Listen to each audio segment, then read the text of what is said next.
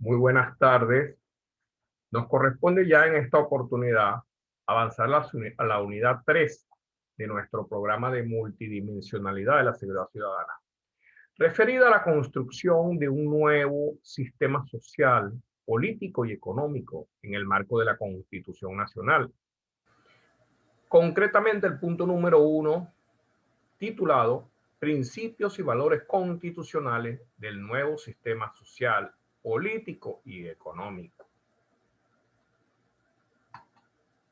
De modo que es pertinente definir lo que significa principios y valores. A tales efectos, el diccionario de la Real Academia Española de la Lengua nos dice que principio es una norma o idea fundamental que rige el pensamiento o la conducta.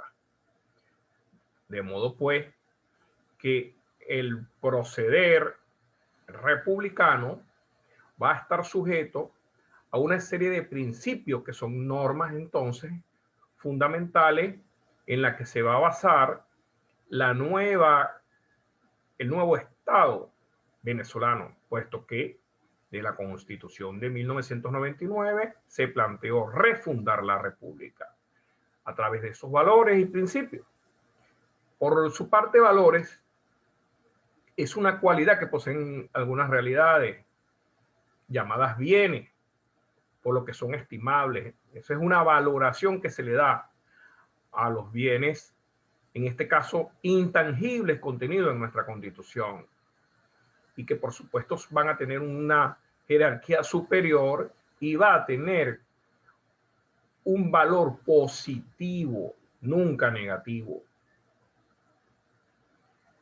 Definido esto, es forzoso la lectura del artículo 2 de la Constitución de la República Bolivariana de Venezuela, que dice: Venezuela se constituye en un Estado democrático y social de derecho y de justicia, y que propugna como valores superiores de su ordenamiento jurídico y de su actuación la vida, la libertad, la justicia, la igualdad, la solidaridad, la democracia, la responsabilidad social y en general la preeminencia de los derechos humanos, la ética y el pluralismo político.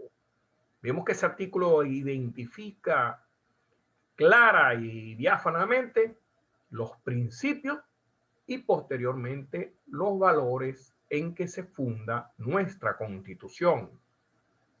Por supuesto que todos esos valores y principios van a estar contenidos en todo el texto íntegro de la misma, desde su preámbulo, cuya lectura se recomienda ampliamente, de modo de que ese preámbulo igualmente tiene valor normativo y va a dar como un esbozo general de los principios y valores. Entonces, tenemos como principios establecidos en ese artículo 2, que Venezuela es un Estado democrático, social, de justicia y de derecho. ¿Qué se entiende por Estado? Es la conjunción de la población compuesta por los venezolanos por nacimiento, venezolanos naturalizados y los extranjeros residentes en el país. La forma de gobierno, el poder que nos dimos, la forma de gobierno que nos dimos, contenidas en la Constitución. Eso es lo que es un Estado.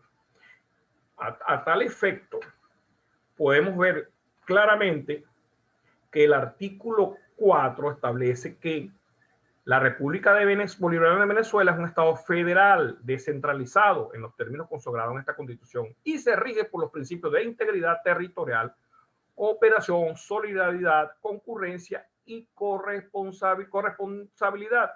Entonces, ese es el poder conformado a través de un Estado federal y compuesto por todos los Estados miembros, descentralizados porque cada Estado elige sus propios gobernantes en todas las escalas del poder y pues se rige por principios de integridad territorial, pues todos conforman la república y no pueden separarse. La cooperación pues los estados colaboran entre sí para los fines del Estado. Además, todos son solidarios, pues aportan todos sus esfuerzos para ello. Y la corresponsabilidad. Todos comparten la responsabilidad del Estado.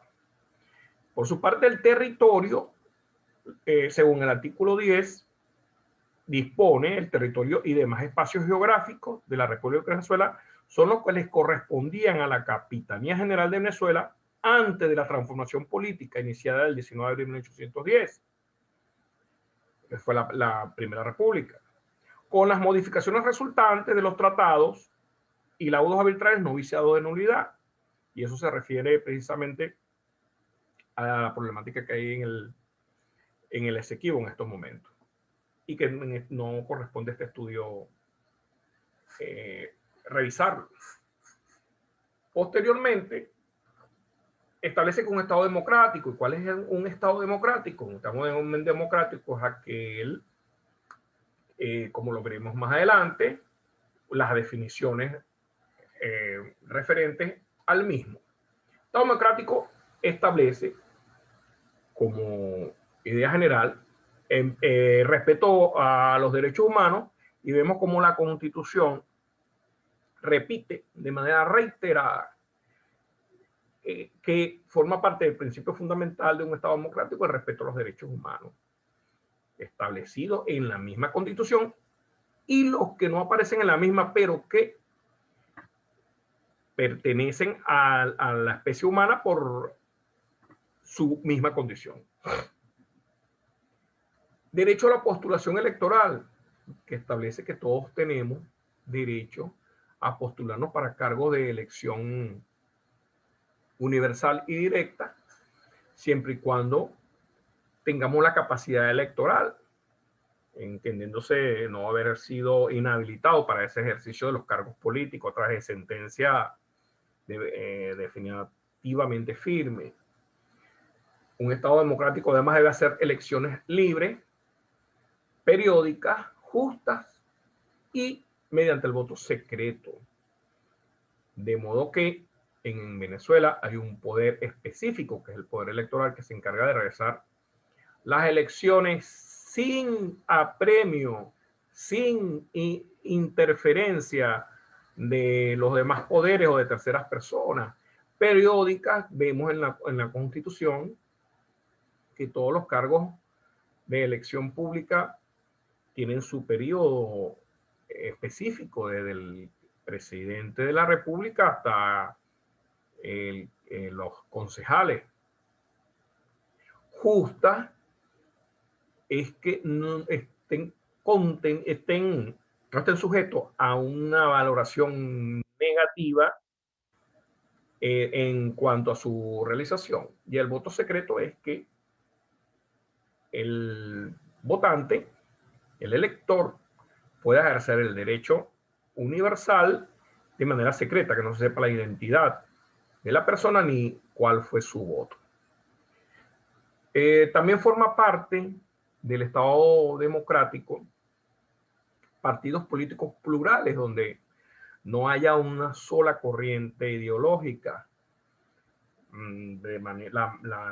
Ese es uno de los requisitos fundamentales del Estado democrático.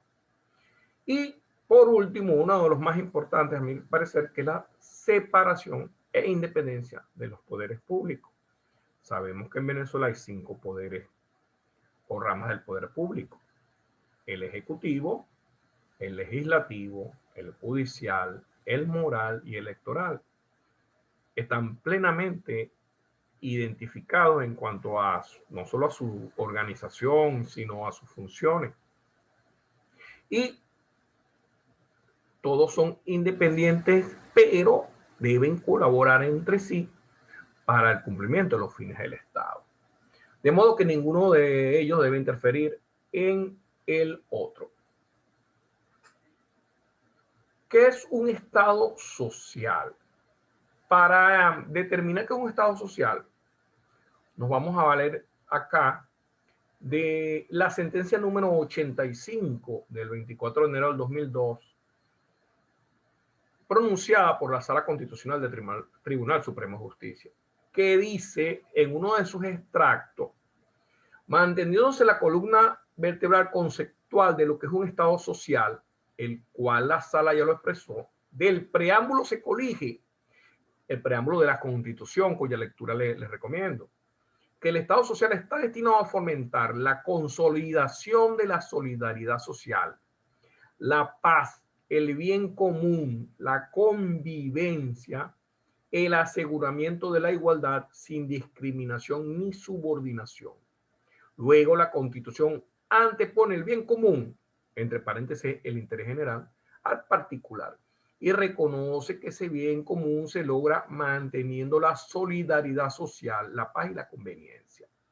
En consecuencia, las leyes deberán tener por norte esos valores, y las que no la tengan, así como las conductas que fundadas en alguna norma atenten contra esos fines, se convierten en inconstitucionales. Fin de la cita. ¿Qué es lo que quiere decir la Sala Constitucional?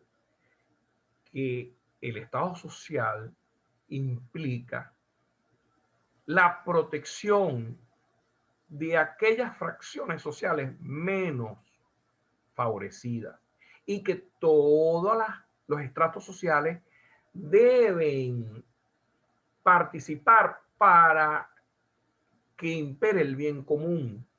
De manera que se echa a un lado el interés individual de los connacionales para satisfacer derechos colectivos y difusos. Los derechos difusos son aquellos que le pertenecen a un número indeterminado de personas y los colectivos a los que le pertenecen a un número determinado de personas, que ambos conforman lo que es el bien común. El bien, lo dice la misma Sala, para mantener la solidaridad social, que todos colaboren para esa protección, la paz y la convivencia, que por supuesto también se logra a través de la seguridad ciudadana. Eso es lo que un Estado de Derecho, la protección de todos los derechos sociales de los connacionales, no de una sola parcialidad, ya sea política, ya sea cultural, étnica, entre otras. Llegamos así entonces a lo que es el Estado de Derecho, que también es otro de los principios. ¿Y qué significa que estemos en un Estado de Derecho?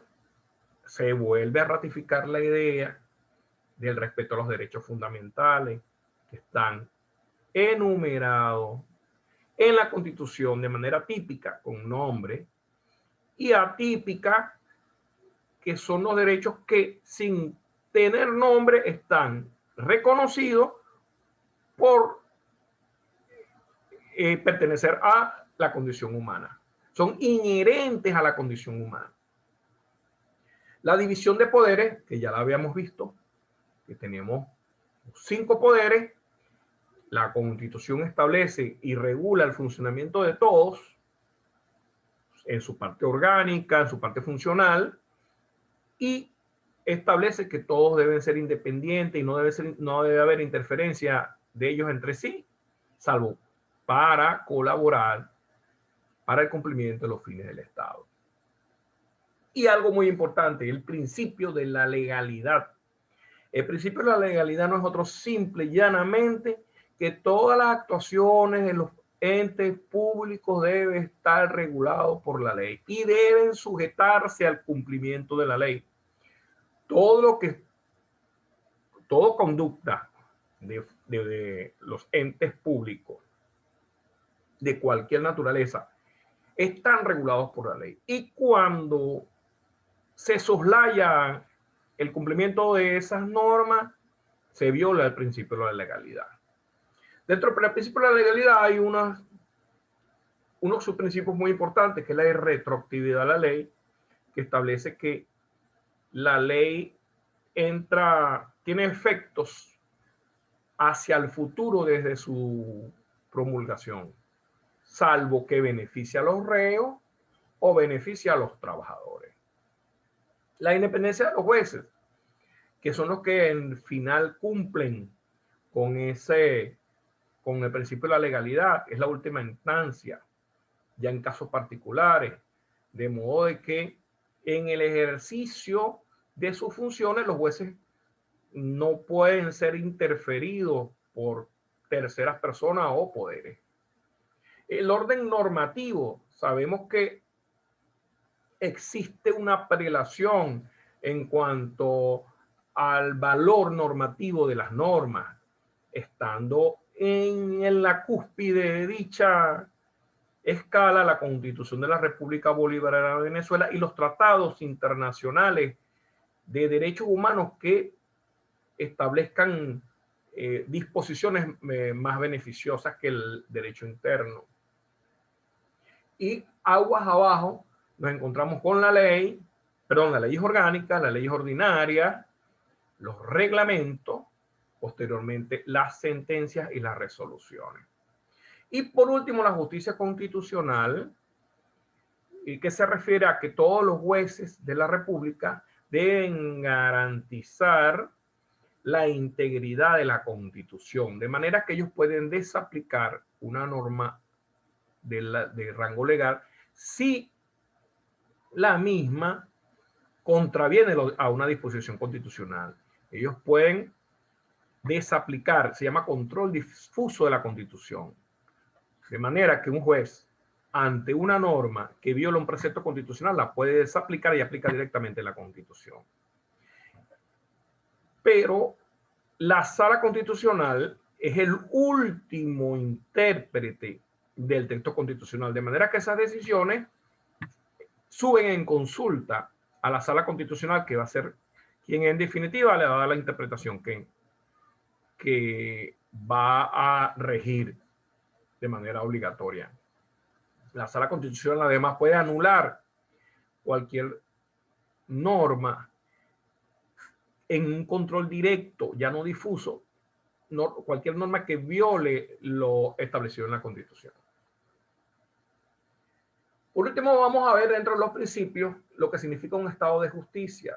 Y tenemos los dos artículos fundamentales que rigen el estado de justicia, que es el 26, que establece el principio de tutela judicial efectiva, y el 257, que establece el proceso judicial. La tutela judicial efectiva nos da el derecho a todos los justiciables a acudir a los órganos de administración de justicia para que se hagan respetar nuestros derechos e intereses, inclusive los colectivos difusos que le habías comentado. Por supuesto, ese derecho no significa que nos van a dar la razón, sino a decidir de manera motivada. De manera motivada significa que va a haber una parte expositiva donde el juez va a analizar todos los argumentos de las partes y generar una decisión que resuelva sobre esos argumentos. Eso es lo que significa una decisión motivada. Esa decisión también debe ser posible de ser recurrida a órganos superiores, a la alzada, ya sea a los tribunales superiores o al Tribunal Supremo de Justicia.